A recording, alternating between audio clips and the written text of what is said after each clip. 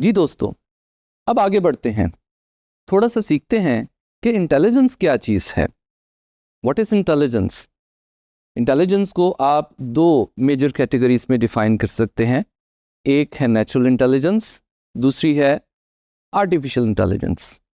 Definitely you know that natural intelligence God gifted चीज़ है। इंसानों के अंदर ये कुदरत की तरफ से एक सॉफ्टवेयर की तरह डाउनलोडेड या इंस्टॉल्ड चीज़ आप समझ सकते हैं कि अल्लाह ताला ने हम ह्यूमन बींग्स को बाकी तमाम मखलूक़ात से ज़्यादा इंटेलिजेंट बनाया है।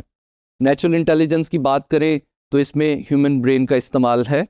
इसमें इमोशंस, इंट्यूशंस, फ्लेक्सिबिलिटी, अडेप्टेबिलिटी, इसके अलावा क्रिएटिविटी और अवेयरनेस के अनासर शामिल होते हैं।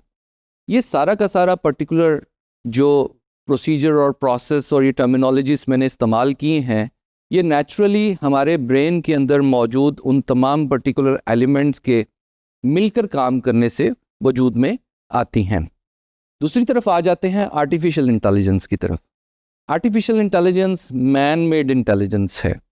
गो के अल्लाह ताला ने ह्यूमन ब्रेन को इतनी ताकत दी है कि वो मशीन्स को इस तरह से डेवलप कर सके और टेक्नोलॉजी को इतना आगे लेके जा सके कि मशीन्स भी ह्यूमन बींग्स की तरह इंटेलिजेंटली वर्क कर सकें।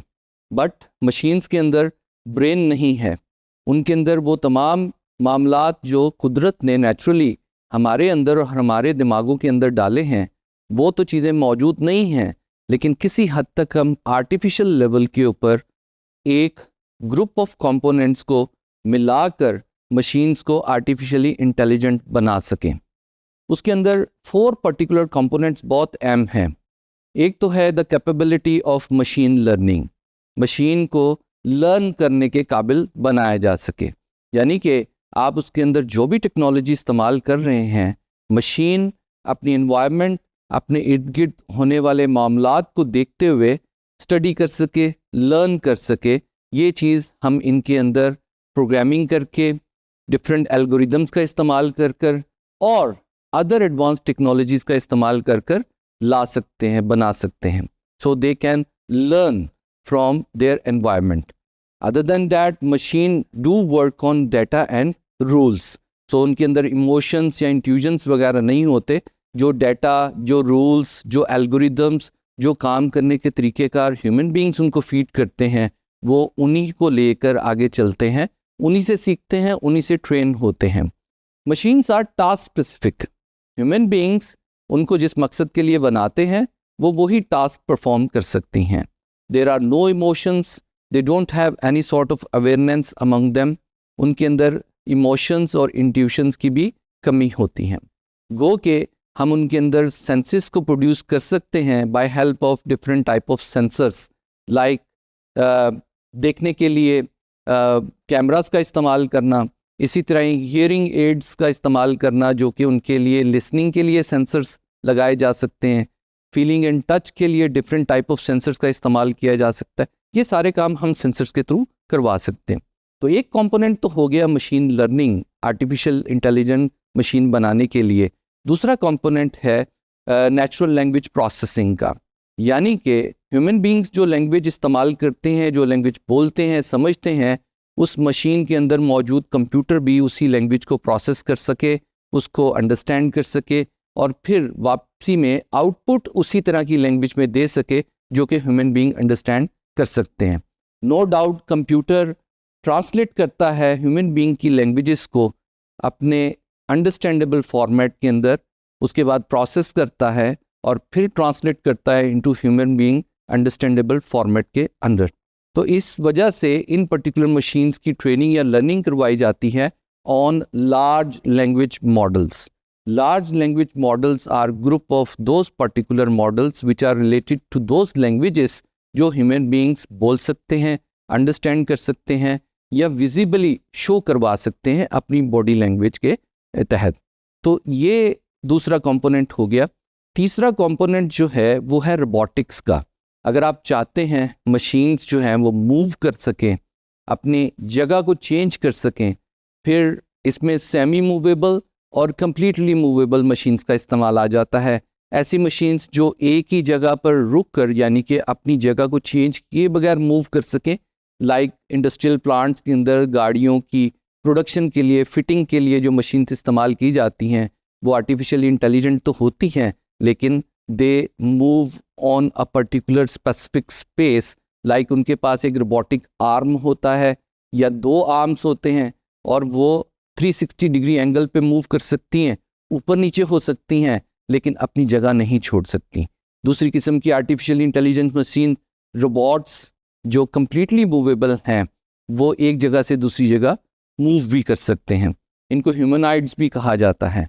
ऐसे रोबोट्स के अंदर आर्टिफिशियल इंटेलिजेंस का इस्तेमाल जो है वो उसी पर्टिकुलर तरीक़ेकार के तहत किया जाता है जिसमें मशीन्स की ट्रेनिंग को या उनकी लर्निंग को लार्ज लैंग्वेज मॉडल्स के तहत कैपेबल बनाया जाता है कि वो लैंग्वेज को प्रोसेस कर सकें, एक्वायर कर सकें, सीख सकें और उसके बाद आउटपुट प्रोड्यूस कर सकें। अब बात कर लेते हैं चौथे कंपोनेंट की। The fourth component is known as neural networks. जैसे अल्लाह ताला ने कुदरत ने हमारे दिमाग के अंदर by collection of neurons processing करने के लिए और इनको आपस में मिलकर वर्क करने के लिए बनाया है, इसी तरह ही हम लोग न्यूरल नेटवर्क्स का आर्टिफिशियली इस्तेमाल करते हैं ताकि आर्टिफिशियल इंटेलिजेंट मशीन्स के अंदर उनके तमाम कंपोनेंट्स को आपस में इंटीग्रेट किया जा सके और इनको इंटरऑपरेबल बनाया जा सके। तो न्यूरल नेटवर्क्स जो है वो इस मकसद के लिए इस्तेमाल होते हैं। इनकी ज़्यादा डिटेल्स में नहीं जाएंगे, बस ये बेसिक इंट्रोडक्शन में जो है वो हम लोग रहते हैं। दोस्तों आगे चलते हैं और बात करते हैं what is generative AI. Generative से इस पर्टिकुलर वर्ड से जाहिर है कि हम कोई चीज़ जनरेट करवाने की कोशिश कर रहे हैं या इसका मतलब कोई नई चीज़ जनरेट होनी है।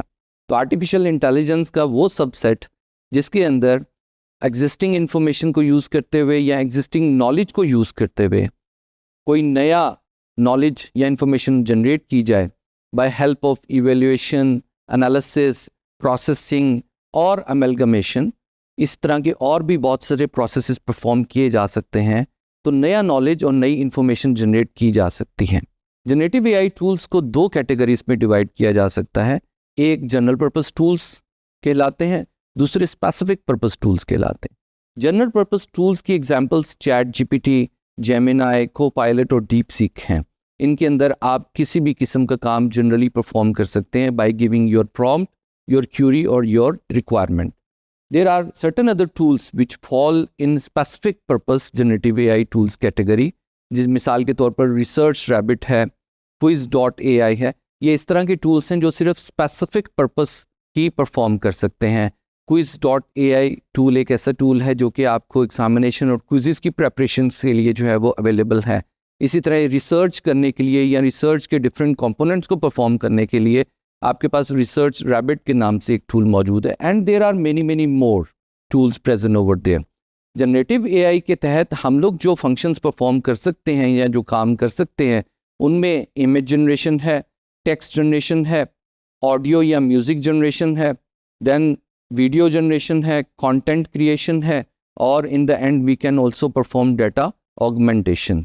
ये 6 ऐसे पर्टिकुलर फंक्शन हैं जो हम इंटर रिलेटिवली या इंटरएक्टिवली भी परफॉर्म कर सकते हैं।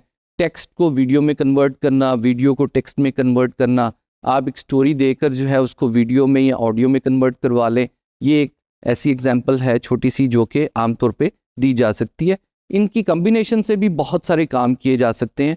आप ऑडियो, वीडियो, एनिमेशन, उसके अलावा डिफरेंट टाइप्स ऑफ अदर जो है कंटेंट क्रिएशन लाइक ग्राफिक्स का इस्तेमाल, ये सब आप अपने प्रॉम्प्ट इंजीनियरिंग के थ्रू कर सकते हैं। अच्छा दोस्तों, अब एक सवाल जो है वो प्रोड्यूस होता है कि जनरेटिव एआई टूल्स को प्रॉम्प्ट इंजीनियरिंग की क्या ज़रूरत है। ह्यूमन बीइंग एक अच्छा क्वेश्चन, एक अच्छी क्यूरी, उनके लिए ये लिखना क्यों ज़रूरी है कि जनरेटिव एआई टूल्स अच्छा परफॉर्म कर सकें। ये उसी तरह ही है जैसे ह्यूमन बीइंग बचपन से लेके बड़े होने तक जो है ट्रेन होते हैं, सीखते हैं, इसी तरह ही ह्यूमन बीइंग्स अपनी क्यूरी और क्वेश्चंस के तहत इन पर्टिकुलर जनरेटिव एआई टूल्स की ट्रेनिंग करते हैं। अगर आप एक अच्छा इनपुट नहीं देंगे तो आपको अच्छा आउटपुट भी हासिल नहीं होगा। कुल मिलाकर समराइज बात यह है कि कंप्यूटर की दुनिया में ये कहा जाता है कि garbage in and garbage out. आपकी क्यूरी या क्वेश्चन गार्बेज की सूरत में या एक अनरिलेटेड क्वेश्चन की सूरत में या जस्ट कीवर्ड्स की सूरत में अगर जाएगी तो आउटपुट भी उसी तरह का एक अनवांटेड मीनिंगलेस आउटपुट प्रोड्यूस होगा। प्रॉम्प्ट इंजीनियरिंग का मकसद यही है कि आप एक अच्छा क्यूरी तो लिख ही रहे हैं, आपके अंदर ऐसी कम्युनिकेशन स्किल होनी चाहिए ताकि आप जेन एआई टूल को अपनी बात समझा सकें। एक मशीन और ह्यूमन बीइंग के दरमियान में जो गैप फिलिंग है वो प्रॉम्प्ट इंजीनियरिंग के तहत ही की जा सकती है। प्रिसाइज आउटपुट इस बात पे बेस करता है कि आप कितना अच्छा अंडरस्टैंडेबल और सिंपल प्रिसाइज प्रॉम्प्ट जो है उस जनरेटिव एआई टूल को दे रहे हैं।